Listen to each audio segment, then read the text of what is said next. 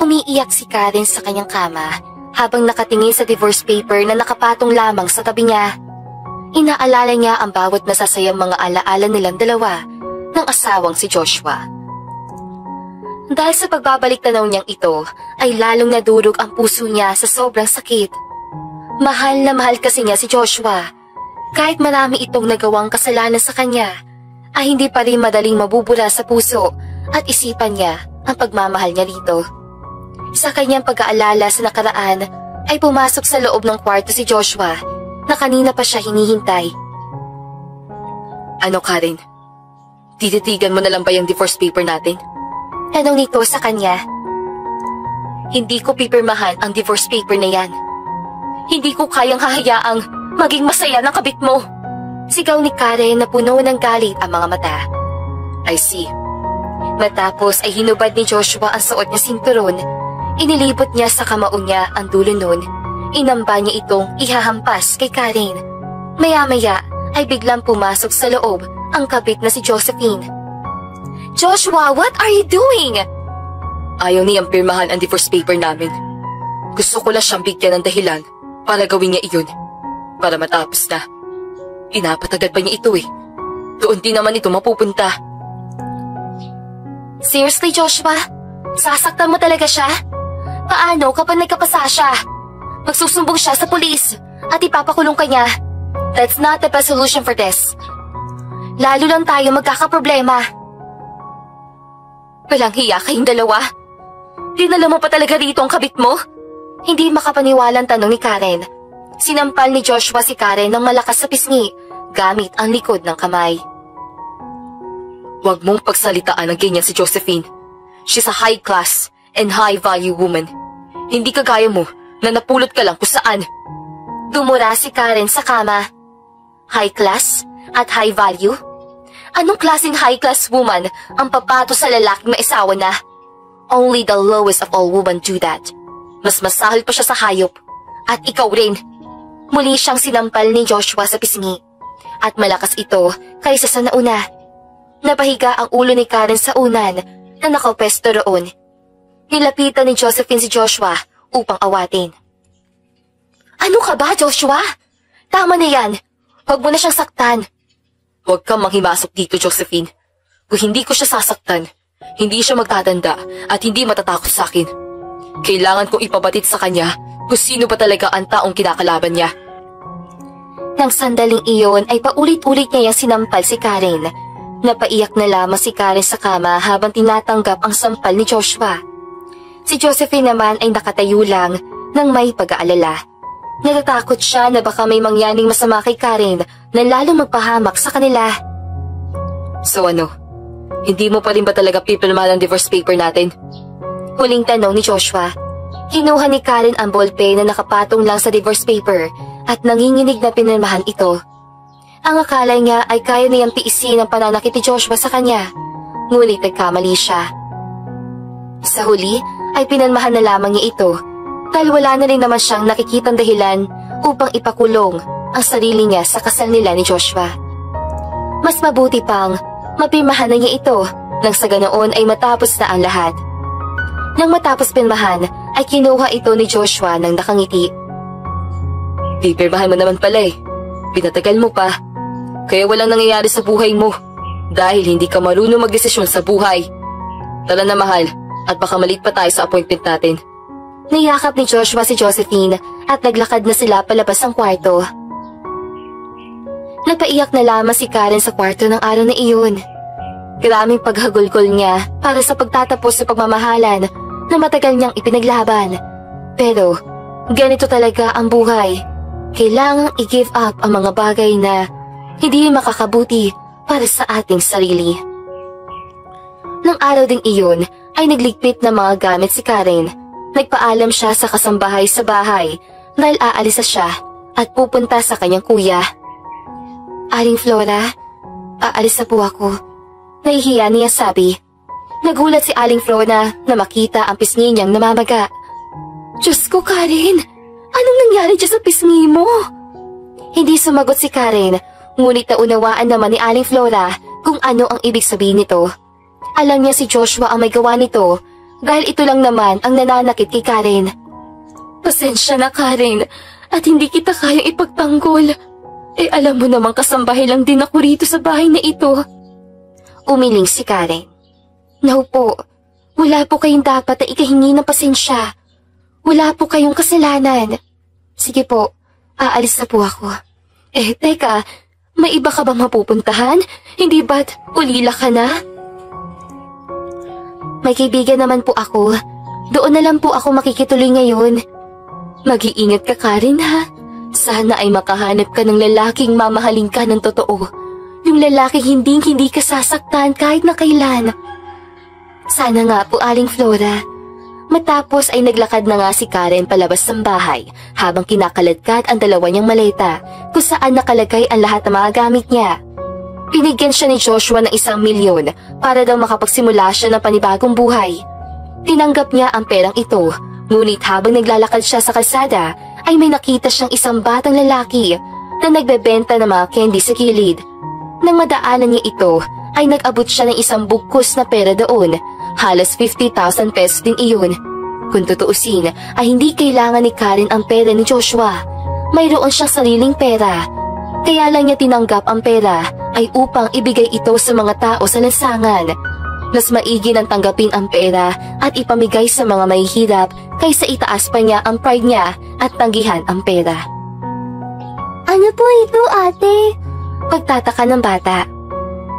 Pera, sa'yo na. Ibigay mo sa mga magulang mo para makatulong sa inyo. Talaga po ba, ate? Kuha po kayo ng candy. Kumuha nga ng isang candy si Karen. Salamat. Damihan niyo pa po, ate. Wag na. Isa lang ang kailangan ko. Ano po may tutulong ko sa inyo, ate? Paano po ako makakabawi? Malaking bagay po kasi itong pera ibinigay ninyo sa akin. Kahit ipagdasal mo na lang ako sa Panginoon. Sabi nila, iba kapag ibang tao ang magdadasal para sa welfare mo. Kaya ipagdasal mo na lang ako sa Panginoon na sana ay maging maganda ang kinabukasan ko. Sige po, ate, ipagdarasal po kita. Ngumiti naman si Karen at umalis na nga siya. Naiwan ang bata at ipinikit niya ang mga mata.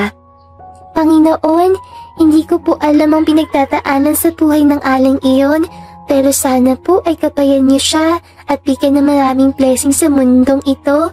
Amen. Sabi ng bata. Sa may waiting shed ay naghintay roon si Karen ng taxi. Nang may dumating ay sumakay siya roon. Napaiyak pa siya dahil sobrang sakit pa rin sa kanya ang hiwalayan nila ni Joshua. Matapos ang kalahating oras sa biyahe ay narating na niya ang isang hotel kung nasaan ang kanyang kuyang si Luis. Pinindot niya ang doorbell ng unit at makalipas lang ang ilang sandali ay bumukas naman ito. Karen? Sabi ni Luis matapos ay napatingin ito sa mga dala niyang maleta. May pagtataka ito sa mga mata. Pumasok si Karen sa unit nang walang pagdadalawang isip. Sinara naman ni Luis ang pinto. Dumiretso sa sofa sa sala si Karen at umupo roon. What happened to you? Pagtataka ni Luigi. We're divorced. Umupo si Luis sa harapang sopa ni Karen. You're divorced? With who? With my ex-husband. Someone na walang nakakakilala sa inyo. You're married? What do you mean? Mas lalo naguguluhan si Luigi. Mahabang kwento. Basta alam mo namang tumakas ako sa kasal dahil may mahal akong iba. And that person that I choose over the man that is supposed to be married to me, yes, he cheated. At hikiwalay kami. Napabuntong hininga si Louie. Ayan, napakatigas kasi ng ulo mo eh. Kung si Jonathan ang pinili mo, di sana, maganda na ang buhay mo ngayon. Bakit gaganda ang buhay ko sa lalaking hindi ko gusto? Karen, natututunan ang magmahal. Ever since, it's already a culture around the world, ang arranged marriage. At most of them, nagtatagal naman.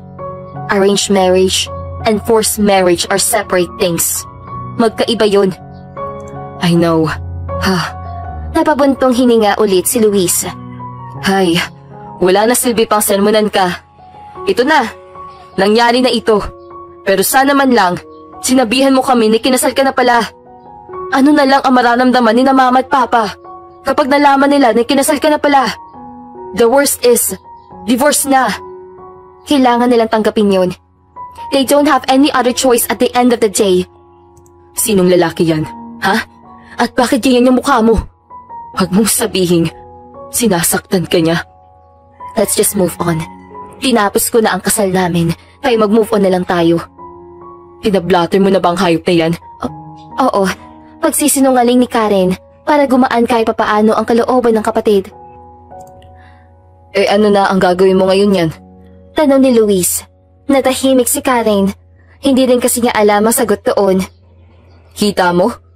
Wala ka rin namang plano. Bumalik ka kina mama at papa at humingi ng tawad sa kanila. You just have no idea how much they love you. Siguradong tatanggapin ka nila kahit na ano pa ang mangyari. I'm sorry sa lahat ng mga nagawa ko. Paghingi ng pasensya ni Karen habang nasa ibaba ang tingin. Hindi niya may angat ang tingin sa kanyang kapatid dahil sa hiya. Apology accepted. Now do that kina mama at papa. Nanatili si Karen sa apartment unit ng kapatid sa loob ng ilang araw. Doon muna siya nagpagaling habang nag-iipon pa siya ng lakas ng loob na harapin ang mga magulang. Matapos ang 2 linggo ay nagpaalam na rin siya sa kuya at nagpunta sa bahay ng mga magulang. Pinindot niya ang doorbell ng kanilang gate. After a while, bumukas ito at lumabas ang kanilang kasambahay na si Aling Nena. Pangalawang ina na ang turing niya kay Aling Nena. Dahil mula nagkamuang siya sa mundo, nakasambahay na nila ito. Laking tuwa ni Aling Nena na makita siya. Nayakap pa siya nito dahil sa sobrang kasiyahan. Halos 6 na taon na rin kasi siyang hindi nakakauwi sa bahay. Diyos ko, Karen! Bumalik ka! Ngumiti si Karen. Opo, Aling Nena. Nandito po ako para humingi ng tawad kina mama at papa. Mabuti naman kung ganoon, Karen. Siguradong matutuwa ang mga magulang mo dahil sa pagbabalik mo. Tara na! At pumasok na nga sila sa loob. Pagpasok sa loob ay nakaupo sa sala ang kanyang ina at ama na sina Rico at Jamaica. Sir, Madam, may good news po ako sa inyo, sabi ni Aling Nena. At saka naman nagpakita si Karen sa kanyang mga magulang. Bahagyang nabigla ang mga ito na makita siya, pero nanumbalik din sa normal ang reaksyon ng mga ito. Oh, Karen, mabuti na isipan mong umuwi dito sa bahay, sabi ng ina na halatang masama ang loob. Nahihiya si Karen. Naparito ka? Tanong ng ama, pero sa dyaryo ito nakatingin. Naglaro ng lalamunan si Karen. Kasi po, nandito po ako para humingi po ng tawad sa mga nagawa ko sa nakaraan. Pasensya na po, Mama at Papa. Hindi naman sumagot ang kanyang mga magulang. Nagkaroon lang na konting katahimikan sa pagitan nila. Mama, Papa, alam ko pong mabigat ang loob niyo dahil sa pagtakas ko sa mismong kasal namin ni Jonathan 6 years ago. Pero sana po ay maiintindihan niyo po na hindi ko po talaga siya mahal. Karen, alam mo bang napakalaking kahihiyan ang dinala mo sa pamilya natin dahil sa ginawa mong yun? Hindi mo lang alam kung anong klaseng kahihiyan ang dinadanas ko sa kumpanya at sa pamilya ni Jonathan. Sabi ni Rico. Alam ko pong mali ang ginawa ko, Papa. Kaya nga po humihingi ako ng tawad sa inyo. Eh ano ang balak mo ngayon, Karen? Tanong ng ina. Ipagpapatuloy ko lang po ang buhay. Katulad ng dati. Payag ka bang ituloy ang kasal kay Jonathan? Tanong ng ama na ikinabigla naman ni Karen. Papa naman, hindi pa rin po ba tayo tapos dyan? Anak, bakit pa kasi hindi mo nalang subukang kilalanin si Jonathan? Sabi ng ina. Mama, maipagtatapat po ako sa inyo. Sabi niya habang kumakabog ng malakas ang kanyang puso. Ano yun? Pagtataka ng ina. I'm already divorced. Napatayo ang mga magulang niya habang nanlalaki ang mga matang nakatingin sa kanya. You're divorced? Gulantang nasabi ng ina. Naibaba ni Karen ang tingin dahil sa kahihiyan at takot. Opo, nagkamali ako ng lalaking pinakasalan. Alam ko po yun. Pinagsisisihan ko na po yun. Ayan, napakatigas kasi ng ulo mo. paano kanyang tatanggapin ni Jonathan kung bumaba na ang value mo bilang babae? Sinong lalaki ang katulad ni Jonathan na asawahin ang diborsyadang babae na wala pang nararating sa buhay? Sabi ng ama. Kaya nga po, huwag niyo na ako ipagpilitan kay Jonathan. Karen, kapag ikinasal kay ni Jonathan, malaking tulong yun para sa kumpanya natin. Bakit ba hindi mo naiintindihan yun? Sabi ng ina. Pero wala na rin naman po tayo magagawa ngayon. As if tatanggapin pa rin ako ni Jonathan kapag nalaman niyang diborsyada na ako. Pumasok ka sa kwarto. Nagdidilim ang paningin ko sa'yo. Sigaw ng ama. Umakyat nga si Karen sa pangalawang palapag at nagtungo sa kanyang kwarto. Doon siya umiyak dahil sa sinabi ng amang nabawasan na ang kanyang value bilang babae. Ganoon din kasi ang nararamdaman niya sa sarili. Pakiramdam niya ay wala na siyang value bilang babae. Dahil lang, diborsyada na siya. Napaiyak na lamang siya habang nagre-reflect sa mga kamalian niya sa buhay. Kinabukasan, nagtungo sa kwarto niya ang kanyang ina. Karen, may sasabihin ako sa'yo. Sabi ni Jamaica. Ano po yun, Mama? Kakausapin namin si Jonathan. Ipapaliwanag namin sa kanya ang nangyari sa iyo. Kapag pumayag pa rin siya magpakasal sa'yo, despite na alam niyang diborsyada ka na, kailangan mong tanggapin ang kasal. Naiintindihan mo ba? Okay po, Mama. Kapag tinanggap po niya ako, magpapakasal na po ako sa kanya. Dapat lang, Karen. Dahil kapag hindi mo yung ginawa, ay siguradong malaking epekto nun sa ating kumpanya. Ayaw mo namang sigurong mangyari iyon. Sige po, Mama. Matapos ay umalis na rin ang ina. Naiwan siya sa kanyang kwarto. Kumpiyansa siyang hindi na siya tatanggapin ni Jonathan dahil sa pagiging diborsyada niya.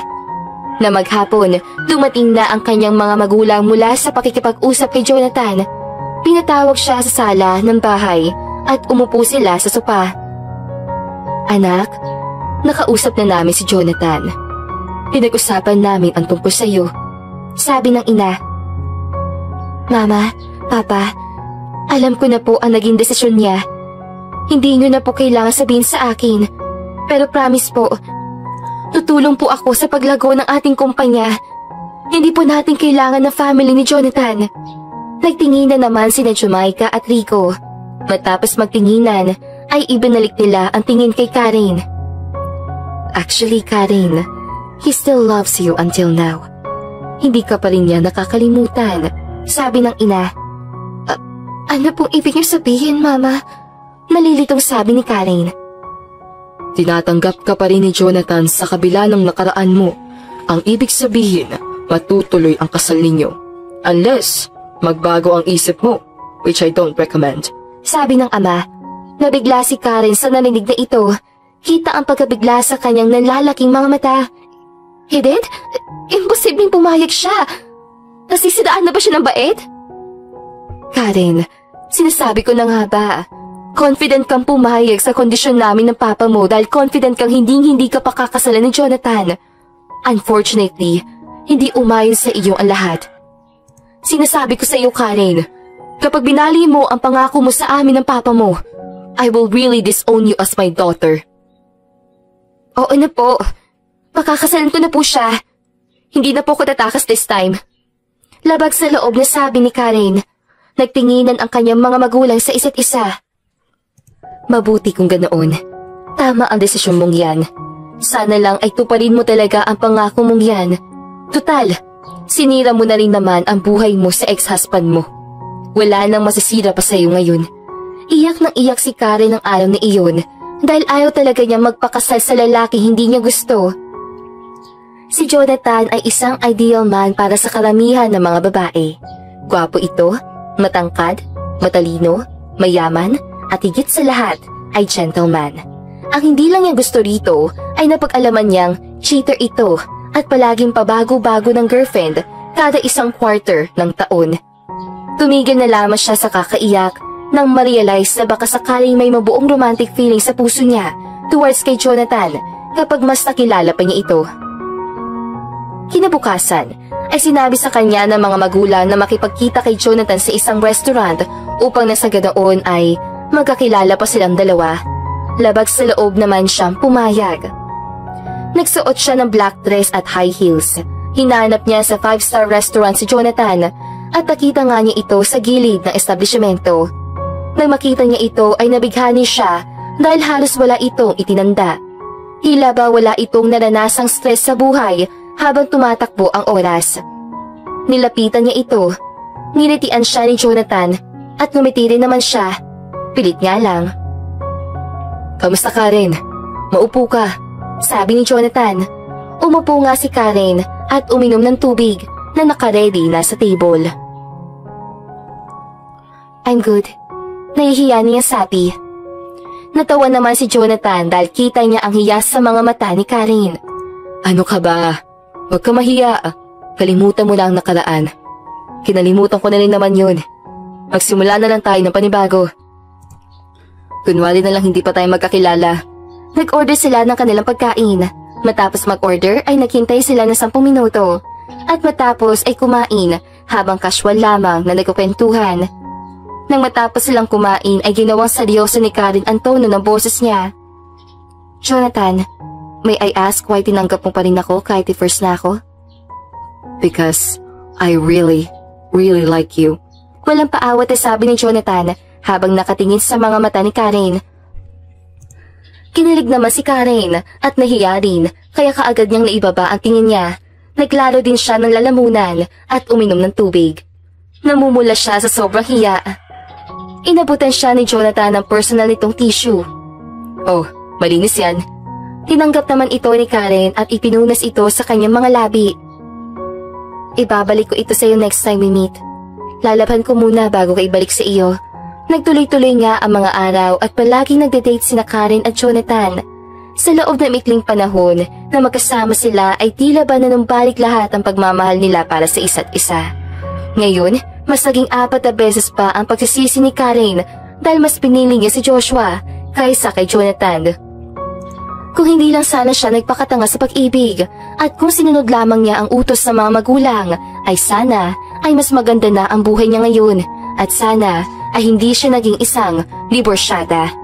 But again, wala na silbi pa ang pagsisisi sa mga maling desisyon niya sa nakaraan.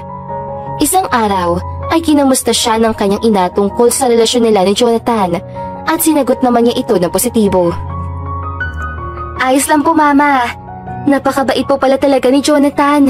Sana nga po, sinunod ko na lang kayo noon. O diba? Ang tigas kasi ng ulo mo. Oo na nga mama. Nagsisisi na nga eh. Huwag yun na ipamukha. Naiiritang sabi ni Karen. May good news nga pala ako sa'yo Karen. Nakangiting sabi ng ina. Ano po yun mama? Hihirangin ng next CEO si Jonathan sa susunod na buwan. Nabanggit na ba niya yun sa'yo? Hindi pa po. Magiging CEO na po pala siya. Oo, at kapag ikinasal ka sa kanya, magiging CEO's wife ka na. That's a wonderful title to have, right? Ngumiti naman si Karen. I don't care about that title. Ang gusto ko lang po is si Jonathan. Mas lalong lumawak naman ang ngiti ng kanyang ina habang hinahaplos ito ang buhok niya. That's good to hear then. Anyway, aasikasuin na namin ang kasal yung dalawa. Balak din sana namin i-announce sa araw na yun ang engagement yung dalawa ni Jonathan. Is that okay? Ayos lang po mama. Ang kaso, nakakahiya po. Lalo pat, karamihan sa mga dadalo ng succession event dumalo sa naunsiyamin namin kasal ni Jonathan noon. That's fine. Kahit naman ano pang sabihin ng mga yun ay wala na silbi pa ang mga yun. Besides, kung umatras ka sa kasal noon? Hindi naman po kaya nila malalaman ang tungkol sa pagiging diborsyada ko? Hindi naman siguro. At kahit alam pa nila, again, so what? Nagbuntong hininga na lamang si Karen. Kung sa bagay, nagsumunod na linggo ay nag-date muli sina Karen at Jonathan sa isang 5-star hotel. Karen, I suppose, alam mo naman na ang tungkol sa engagement natin sa susunod na buwan, hindi ba? Oo, namagit na nga sa akin yun ni Mama noong nakaraang linggo. I know I haven't proposed yet dahil nga arranged marriage ang kasal natin. But still, I still want to propose to you if that's okay. Ngumiti si Karen. Oo naman. Gusto ko rin maranasan na mag-propose ka sa akin. For me, Parang it's part of the process of marriage. Kaya go ahead lang. Lumuhod si Jonathan sa harap niya at binunot ang maliit na black box mula sa loob ng bulsa ng suot nitong tuxedo. Binuksan niya ito at doon ay bumunga ng isang singsing na gawa sa emerald. Will you marry me, Karen? Tumayo si Karen habang abot tenga ang ngiti sa kanyang mga labi. Yes, yes I do! Isinuot ni Jonathan ang singsing sa daliri ni Karen. Tumayo at saka niyakap si Karen. Thank you, Karen. Thank you to Jonathan.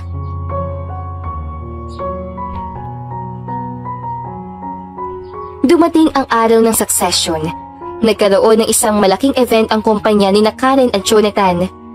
Mayayamang negosyante ang mga imbitado rito at ilan sa mga may matataas na posisyon sa kumpanya. At kabilang sa mga imbitado rito ay sina Joshua at Josephine. Pareho kasi silang manager sa isang account doon.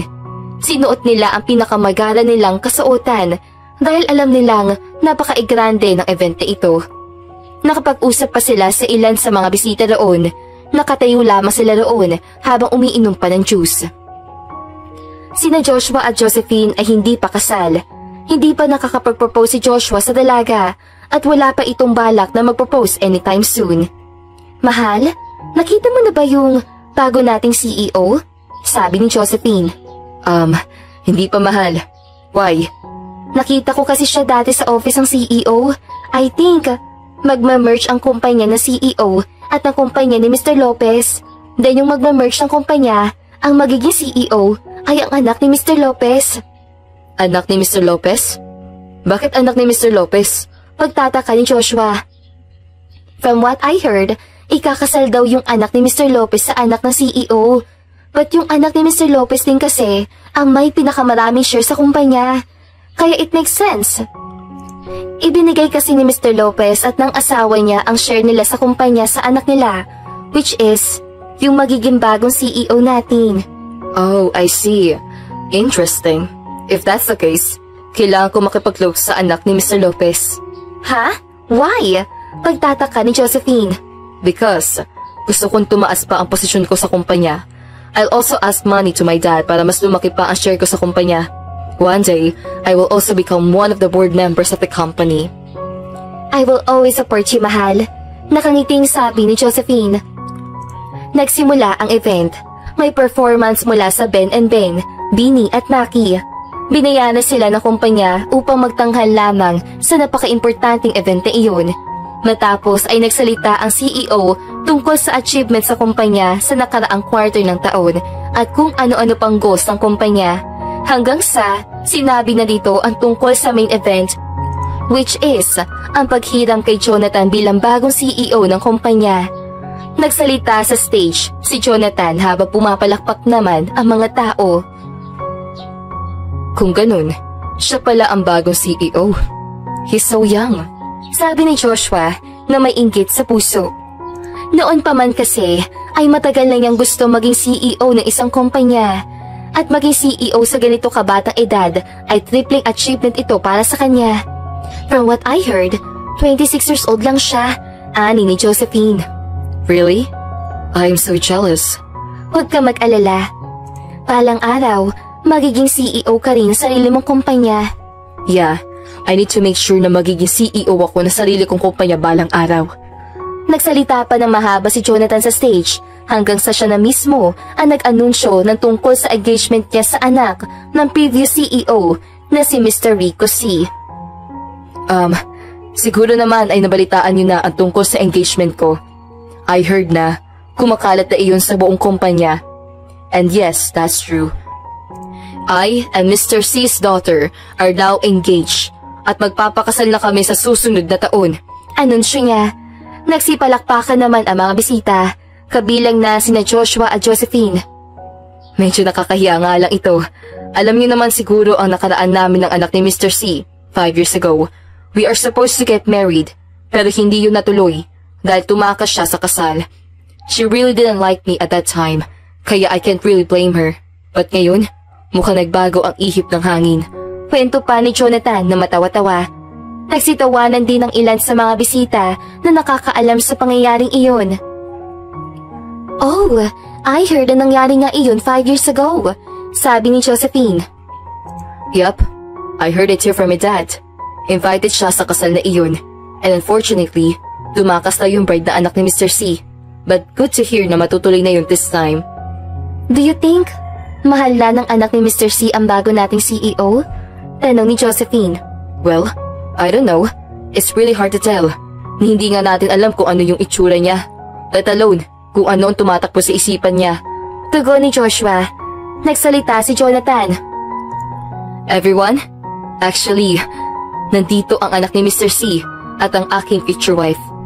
Gusto niyo ba siyang makilala? Sabi ni Jonathan. Naghiyawan naman ang mga bisita upang iparating na gusto nga nila itong makita. Sa likod ng stage ay may kurtina at lumabas nga roon si Karen na nakasuot ng napakagandang bestida. Napakayaman niyang tignan at napaka-sophisticated pa. Nakangiti ito habang nakakaway sa mga bisita. Nagpalakpakan naman ang mga bisita. Samantala, halos malambot ang mga tuhod ni Joshua na makita si Karen na nasa stage at ipinapakilala bilang anak ni Mr. C. Natulala siya at halos bumagsak sa lupa ang panga niya. Maging si Josephine ay nalaki ang mga mata dahil sa matinding gulat. That's Karen! Gulala si Josephine. Mabilis ang tibok ng puso ni Joshua dahil sa kaba habang nakapako ang tingin kay Karen. Hindi lamang siya nagulat dahil isa itong anak ng billionaire CEO. Kung hindi, nabighani din siya sa laki ng iginanda ni Karen ngayong nakapag-ayos ito. Naglakad si Karen hanggang sa malapitan na niya si Jonathan at doon ay nagitian sila sa isa't isa. She's Karen. She's very pretty, isn't it? Sabi ni Jonathan sa mga bisita. Kinongratulate pa sila ng mga bisita habang nagpalakpakan ang mga ito. Matapos ang pagpapakilala ay naghanda na nga sila ng pagkain para sa mga bisita. Sobrang tahimik ni Joshua na buong sandaling iyon dahil shock pa rin siya sa nalaman. Litong-lito siya. Nagtataka siya kung paanong ang kanyang 3 taon ng asawa ay isa palang anak ng CEO na wala man lang siyang kaalam-alam. Joshua, mukhang hindi mo alam ang tungkol dito. Based sa reaction mo, sabi ni Josephine. I don't. Never niyang ikinuwento sa akin ang tungkol sa family background niya. It appears, ayaw niyang pag-usapan ang tungkol doon. Ikinasal kayo? Na wala man lang nag-attend sa family niya? Yes, walang umattend sa family niya. Only a few of her friends. Ang sabi niya, ampun siya. Pero teka, if she was supposed to get married to Jonathan 5 years ago, then could it be mas pinili ka niya kaysa kay Jonathan? Yes, that's the case. Dahil I am already pursuing her at that time. Pinagmasdan ni Josephine si Joshua sa mga mata. Don't tell me, nangihinayang ka na hiniwalayin mo siya. Napalunok ng laway si Joshua. Ngayong binungkal ni Josephine ang tungkol doon, napaisip siya kung nangihinayang nga ba siya. Sa ngayon ay purong kalituhan pa ang nararamdaman niya. Ngumiti na lamang siya upang hindi mapahalata. Ano ka ba? Bakit ako manghihinayang? Kailangan mong intindihin na hindi naging maganda ang turing ko sa kanya during our marriage. And she know very well na nagtatrabaho ako sa kumpanya ng parents niya.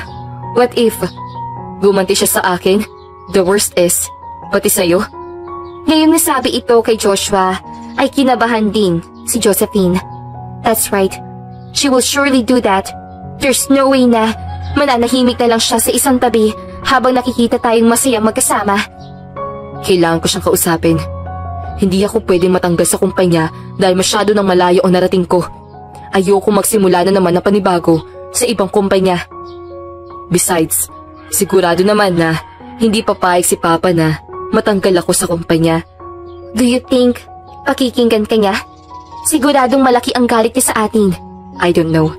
Pero walang masamang subukan. Kung ganon, good luck. Hindi na baling matanggal ako sa kumpanya. Basta't huwag ka lang. Pwede naman ako mag-apply sa iba. Ani ni Josephine. Matapos kumain ay hinanap na ni Joshua si Karen. At nahanap niya ito sa isang table kasama ang isang kaibigan. Naglaro siya ng lalamunan habang malakas ang kabog sa puso niya. Karen? Pagtawag niya. Natigil sa pagkukwentuhan si Karen at napatingin sa kanya. Noong una ay umasiwa ang mukha ni Karen dahil ayaw na sana niya ito makita pa. Pero upang hindi mapansin ng mga tao sa harap niya ang ekspresyon ng mukha niya, ay umiti na lang siya. Yes, Joshua? Can we talk? Tumingin si Karen sa mga katable niya. Aalis muna ako ha? Enjoy lang kayo dito. At umalis na nga siya at nagtungo sa labas ng venue. Nasa isang eskinito sila na walang tao. Anong gusto mong sabihin? Seryosong tanong ni Karen. You're the daughter of Mr. C? I didn't know that information. Well, now you do. Bakit hindi mo sinabi sa akin? Gusto mo akong kausapin para itanong yan? Why does it matter? Now that we're divorced. I'm just curious to death. I don't know. Basta masaya ako na hindi ko yung sinabi sa iyo. Anyway, please don't waste my time. Sabihin mo na kung ano ang gusto mo sabihin sa akin. Baka makita pa tayo ng mga tao at mag-isip sila ng masama. Naglaro ng lalamunan ulit si Joshua. I just want to ask if you have the intention to seek revenge on us. Pakiusap. Hayaan mo na lang kaming maging masaya ni Josephine. Natawa si Karen. And what made you think na magiging ganti ako sa inyo? Ang akala mo ba, umiikot ang buhay ko sa inyo? Naka-move on na ako sa ginawa niyo sa akin. Wala akong balak na magiganti dahil naniniwala akong ang Diyos na ang gagawa nun para sa akin. Kaya, don't worry about me. Nakahinga naman na maluwag si Joshua. I'm happy to hear that. By the way, gusto ko sana humingi ng tawad sa lahat ng mga nagawa ko sa nakaraan. Alam kong hindi naging maganda ang trato ko sa iyo noon. Don't worry about it. Masaya na rin naman ako kay Jonathan ngayon. I just hope na itinuloy ko na lang ang kasal ko noon sa kanya imbes na magpakasal sa iyo. Yun ang biggest regret ko sa buhay. You're so beautiful today. Sabi ni Joshua. Namula naman sa hiya si Karen. Kahit naman may galit siya rito, ay babae pa rin siya at minsan din niya minahal si Joshua. Kaya kahit papaano ay may epekto ang mga salitang iyon sa kanya. Hindi alam ni Karen kung ano ang magiging response sa sinabing ito ni Joshua. Kaya umalis na lamang siya.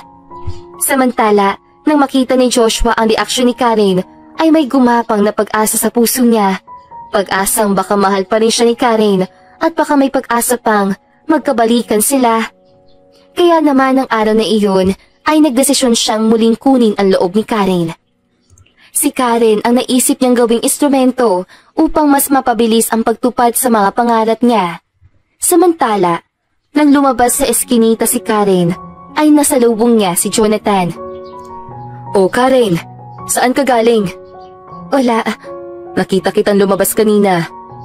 You are with someone? Who's he? Naibaba ni Karen ang kanyang tingin dahil kinakabahan siya. Nag-aalala siya na baka mag-isip na hindi maganda si Jonathan. Hinawakan ni Jonathan ang magkabila niyang braso. Karen, be honest with me. Alam kong wala kang ginagawang masama, kaya wala kang dapat na ikatakot.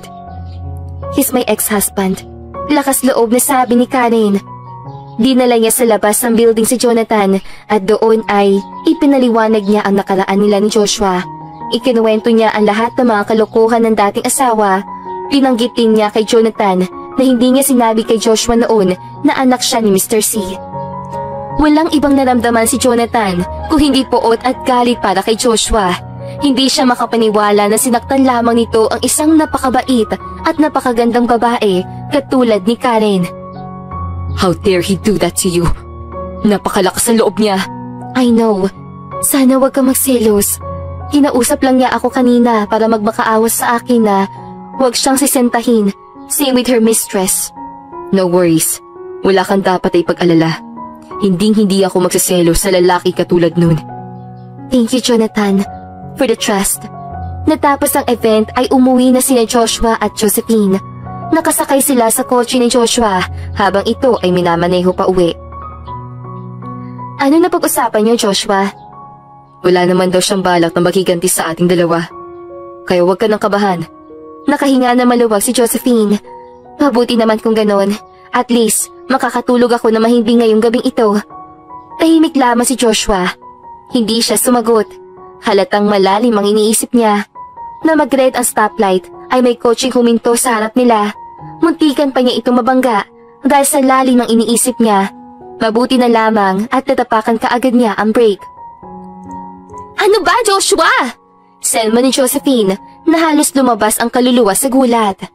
I'm so sorry. Kanina pa kita napapansin na parang ang lalim ng iniisip. Is it her, right? Of course siya lang. Hindi naman ako magkakaganito kung hindi dahil sa kanya. Sobrang nakakagulat ang revelation niya. Joshua, I want to be clear as early as possible. Gusto mo ba siyang balikan? Dahil sa nalaman mo o hindi? Kasi kung oo, itigil na natin ito. Josephine, what are you talking about? Alam mo namang ikakasal na siya kay Jonathan, hindi ba?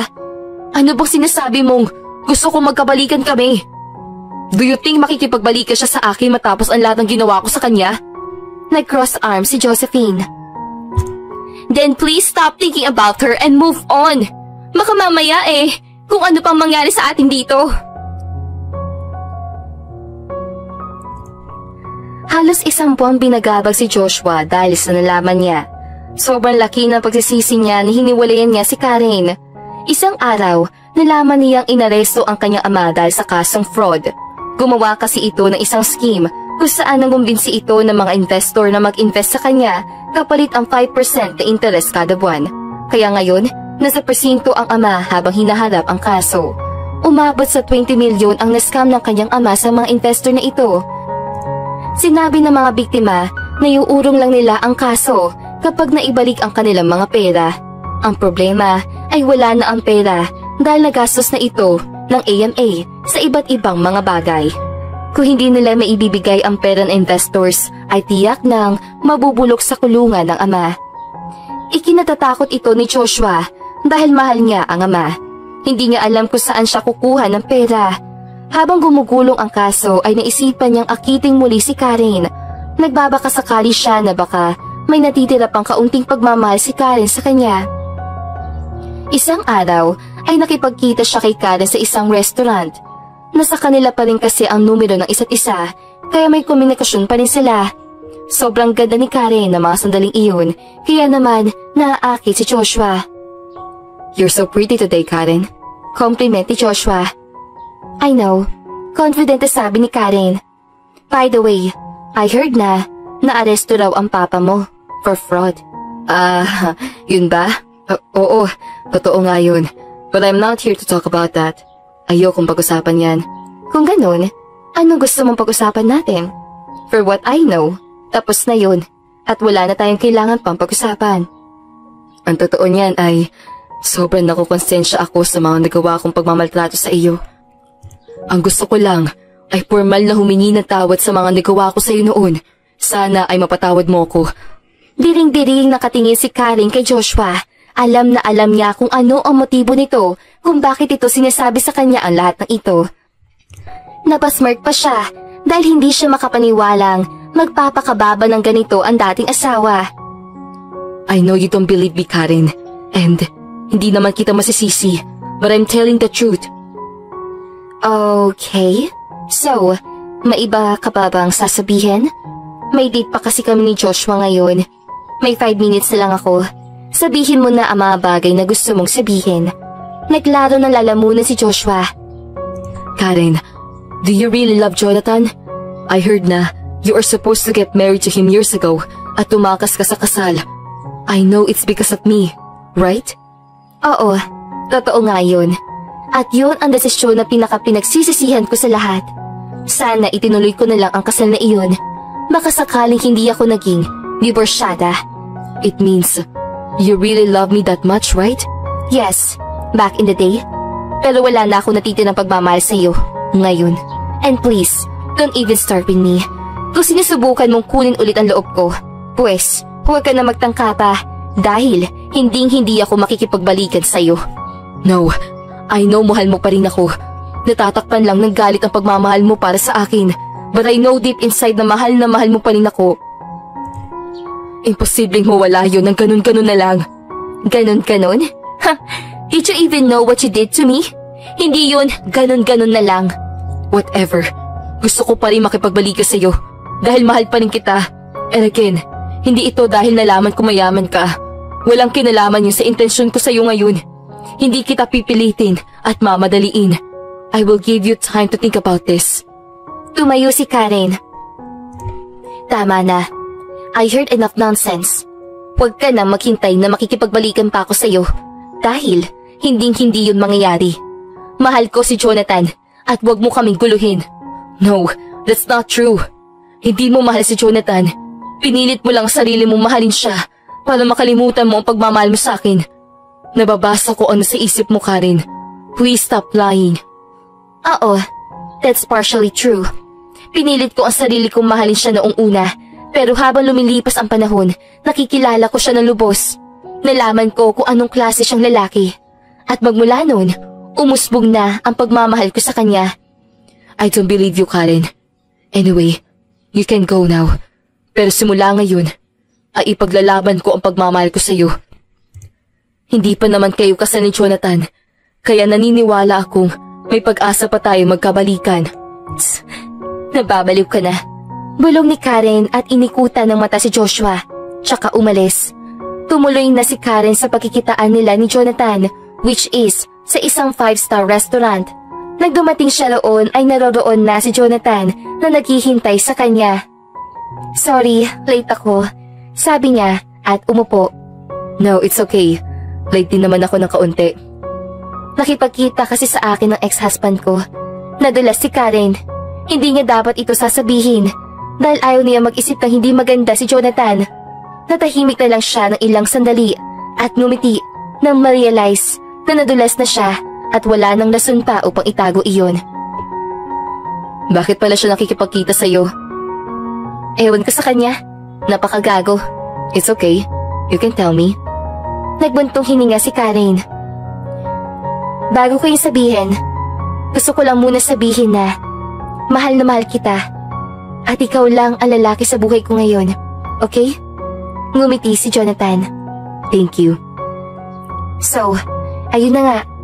Nakipagkita siya sa akin at sinabing gusto niya makipagbalikan sa akin. I know naman na sinasabi lang niya iyon after malaman niyang anak pala ako ng isang CEO. What I mean is, pera lang na family ko ang gusto niya. Kilala ko si Joshua at napakataas ang pangarap niya. Siguradong iniisip niyang gamitin ako para makaakyat siya ng posisyon. That damn ass. Hindi pa siya nahihiya sa ginagawa niya? Eh malamang, nahihiya rin iyon. Nilunok lang niya ang kahihiyan niya para lang makonvince ako. Pero sorry siya dahil hindi ko na siya babalikan. Nawala na ang pagmamahal ko sa kanya. Ngumiti si Jonathan. I know you won't. Kailangan mo ba ng intervention ko? No, it's okay. Kaya ko naman siya i-handle na mag-isa. Ganun ba? Napabuntong hininga si Jonathan. Mabuti pa. Huwag na lang natin siya pag-usapan at pag-focus na lang tayo sa date natin.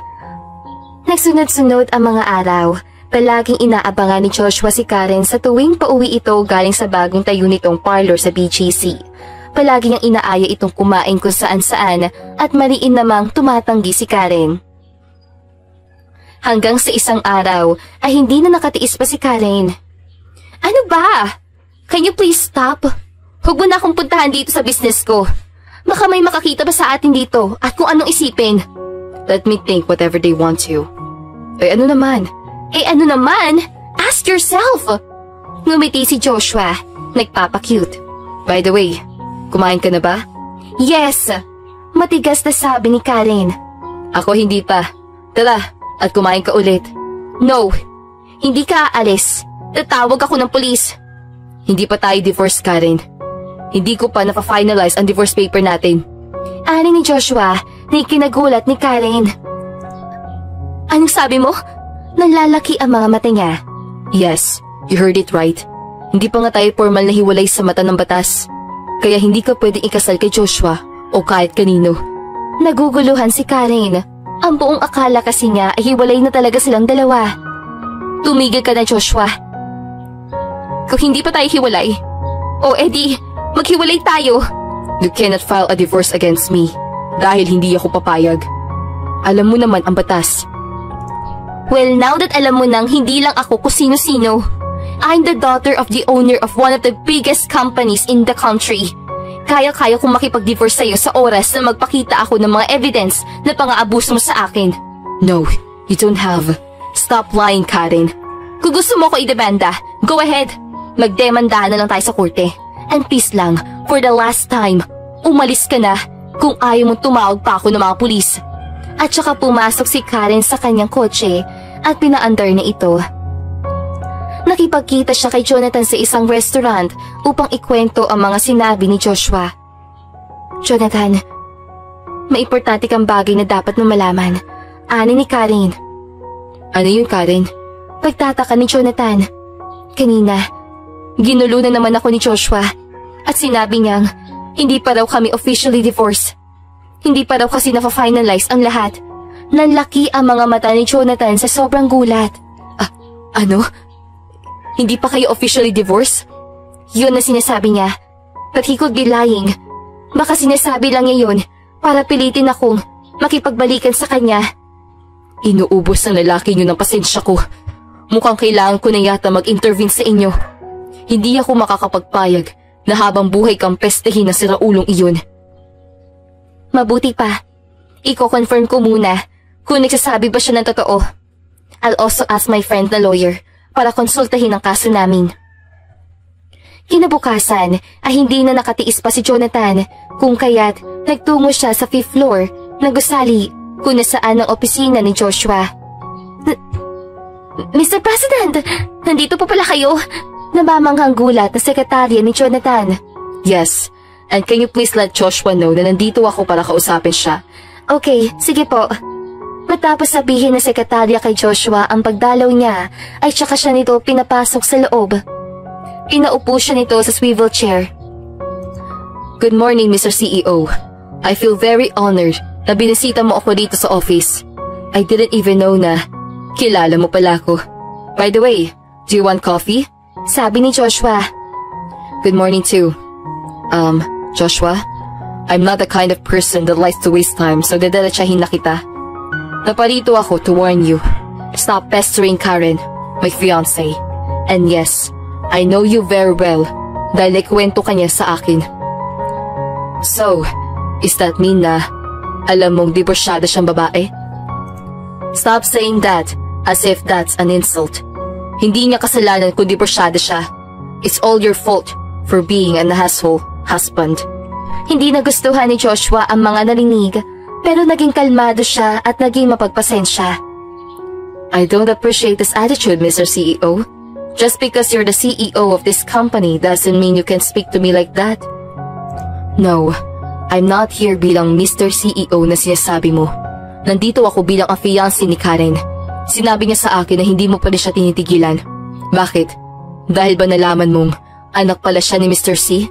No, I actually still love her. And we're still married. Stop your nonsense. No one deserves a man like you. Subukan mo pang guluhin ang buhay ni Karen at sasabihin ko na ito kay Mr. C. Sasabihin ko sa kanya ang lahat ng mga panggagago mo kay Karen. If that happens, tignan na lang natin kung mananahimik na lang siya, knowing how you abuse his daughter. At matapos ay umalis na si Jonathan. Paglabas ni Jonathan ay sakto namang papasok ng office si Josephine. Napaisip siya kung ano ang ginawa ni Jonathan sa office si Joshua, kaya agad siyang pumasok sa loob at nilapitan ang nobyo. Joshua, bakit siya nandito? Nothing. May pinag-usapan lang kami. Tungkol saan? Basta. Looking at his face, mukhang hindi lang simpleng bagay ang pinag-usapan niyo. Basta. Naiinis na sabi ni Joshua. Takang-taka naman si Josephine. Ngunit sa huli ay hindi na lang niya ito pinilit na magsalita pa.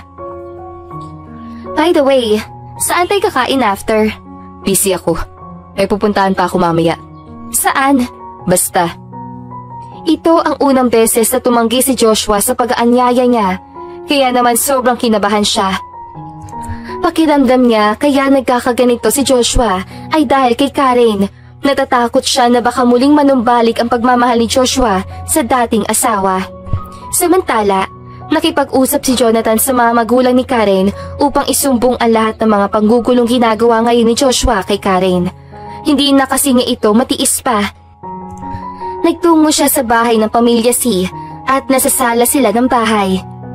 Masaya kami at pinisita mo kami dito, Jonathan. Sabi ni Rico. Kaya nga, matagal-tagal ka na rin hindi nakakabisita dito. Sabi ni Jamaica.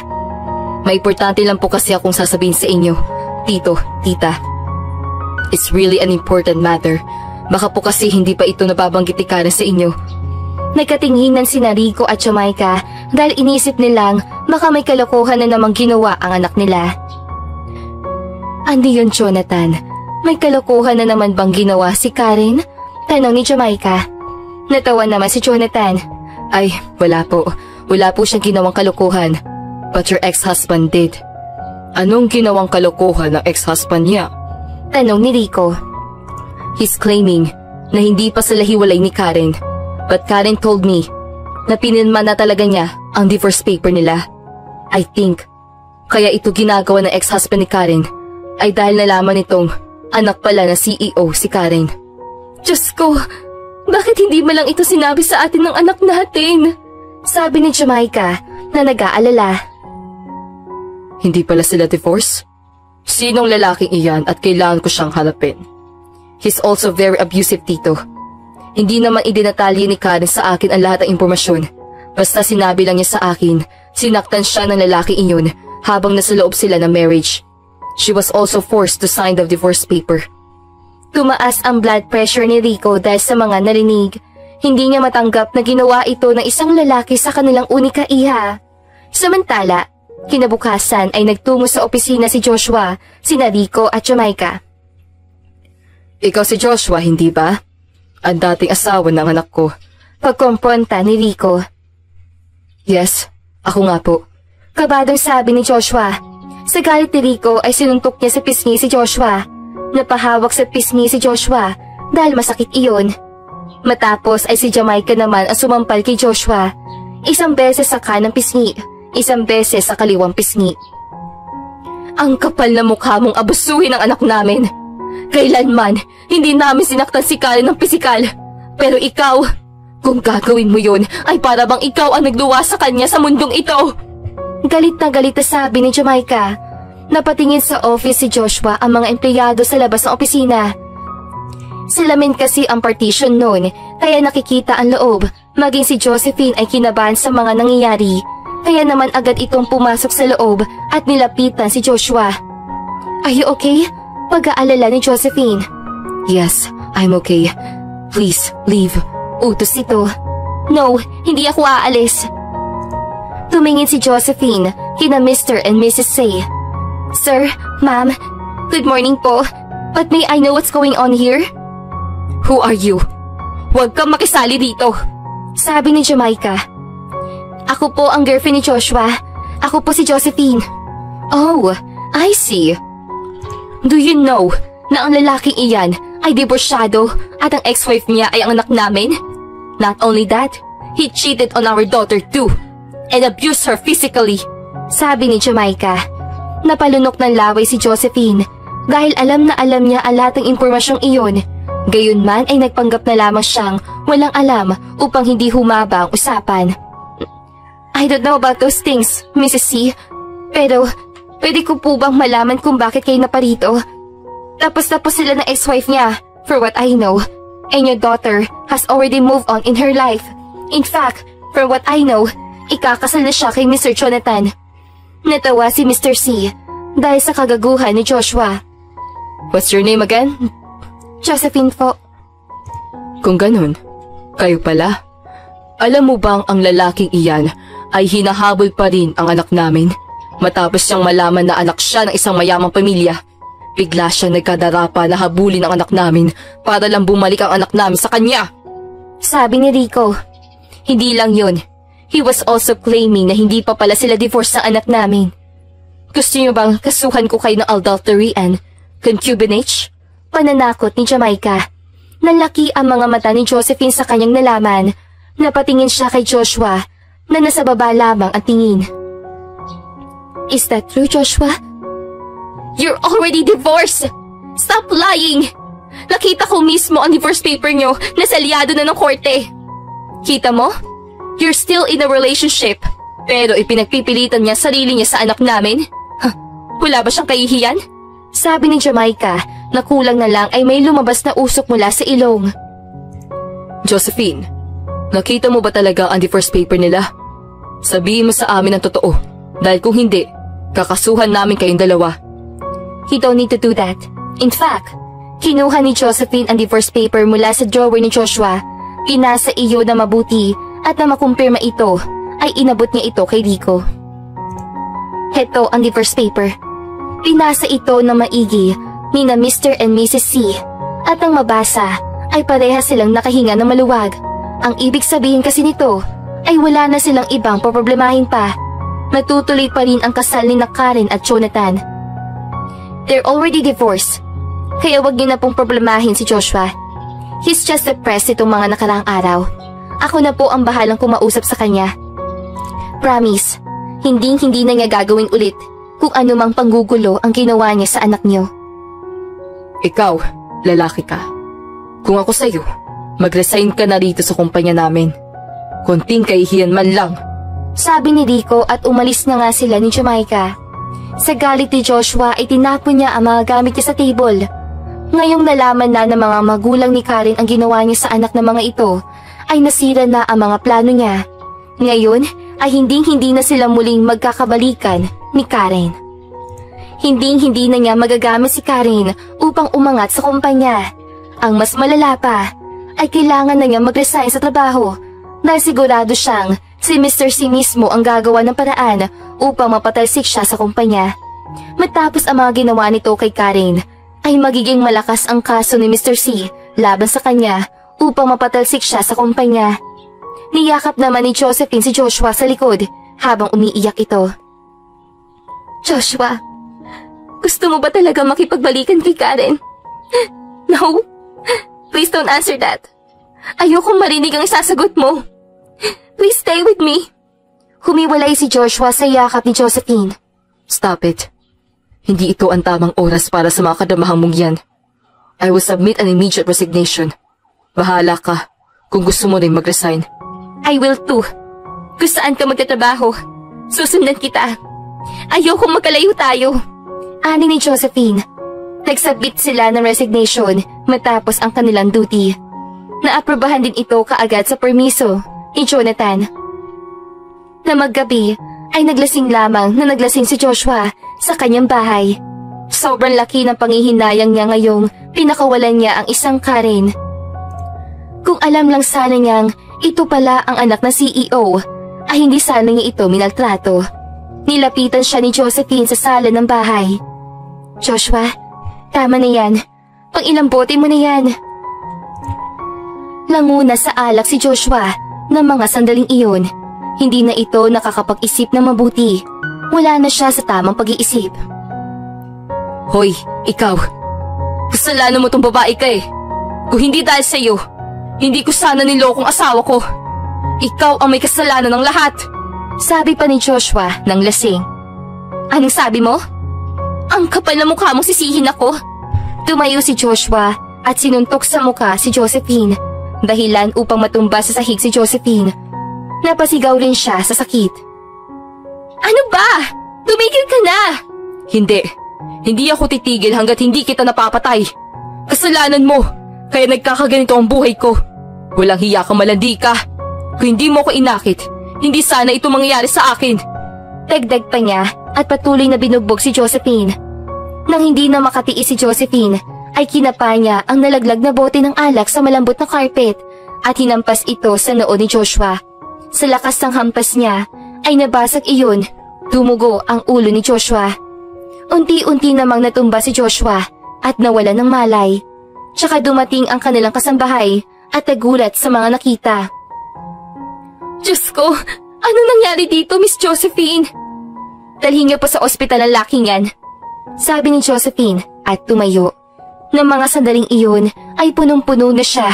Kahit mahal niya si Joshua, ay hindi siya papayag na itrato siya ng ganito. Nang gabing rin iyon ay nag-impake siya ng mga gamit at umalis sa bahay. Nagsumunod na araw ay nakalabas din ng ospital si Joshua. Hindi naman matindi ang natamo niyang pinsala. Pag-uwi niya ay laking gulat niya nang makitang wala na roon ang mga gamit ni Josephine. Aling Flora, nasaan na si Josephine? Umalis na po siya noong gabing iyon, sir. Pinapasabi niya sa akin na hiwalay na raw po kayo. Malabo man sa kanyang memorya, ay naalala pa rin naman niya kung ano ang mga nangyari ng gabing iyon. Binugbog niya si Josephine at walang kapatawaran ang ginawa niya. Kinontak niya si Josephine sa cellphone, sa email at sa social media. Ngunit sa lahat ng yun ay block siya. Nagpunta siya sa bahay ng mga magulang ni Josephine pero sinabi ng mga ito na wala sa bahay si Josephine. Iyak ng iyak si Joshua ng araw ni iyon. Ngayon lang niya napagtanto na mahal pa rin pala niya si Josephine kahit na ito ang sinisisi niya sa paghihiwalay nila ni Karen. Nang malaman pa ng nanay niya na nag-resign siya sa trabaho ay grabing panenemon ang natanggap niya mula rito. Kahit ang kanyang amang nasa kulungan ay sermon din ang natanggap niya mula rito. Ngayon ay kailangan niyang maghanap ng trabaho at magsimulang muli sa pinakamababang posisyon. Ang lahat ng mga effort niya sa dating trabaho ay nawala na parang bula. Samantala, nalaman ni Karen ang lahat ng mga nangyari kay Joshua. Malungkot man siya, ay natuwa pa rin siya dahil kahit na papaano ay nakamit na rin niya ang hustisyang nararapat para sa kanya. Ni hindi na niya kailangan makiganti dahil ang tadhana na mismo ang gumawa ng paraan upang makamit niya ang hustisya. Nang sumunod na taon nga ay ikinasal na silang dalawa ni Jonathan at imbitado ang iilang mga kasosyo nila sa negosyo at mga pamilya at kaibigan. Sa parehong taon ay nagbuntis si Karen at sinabi ng doktor na kambal ang unang magiging anak nila.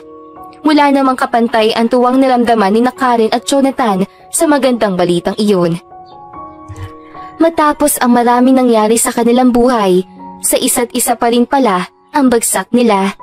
Tunay ngang kung para sa iyo ang isang tao, kayo at kayo pa rin talaga ang magkakatuluyan.